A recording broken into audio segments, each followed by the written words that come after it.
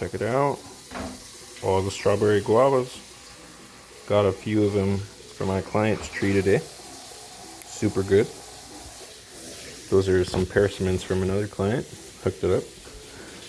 I just wanted to show you guys quick little tip. So here you can see I'm kind of just shifting through this fruit, looking for any cracks or holes, or if it's squishy, because then that's how you know they're not good fruit. So these are ones I kind of took apart. You could see half of them were no good, and they'll look good on one side, but if you flip them, that's been eaten apart by a bird or little worms or a variety of parasites. This one's also no good. See, all of this can be plague or viruses, bacteria. They're really, really squishy. You know that they've been opened up somehow and bacteria is creeping in there. Trying to find one with like some holes. See here, these are kind of like markings of worms going in, and these are little openings where the worm goes in from. So these are no good to eat. See, this one's like the most clear one. Obviously it's just split open, and sometimes if you split it open you can actually see the baby worms in there.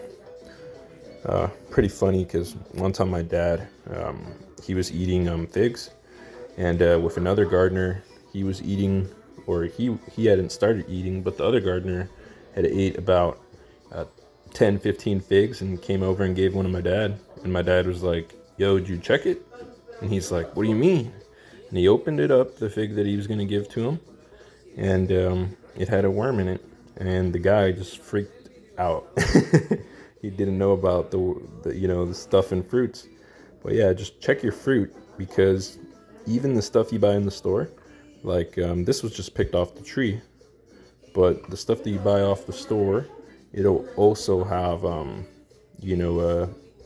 they're not all uniform, so I mean, like my grandma, she bought orange from store, brought it to me, and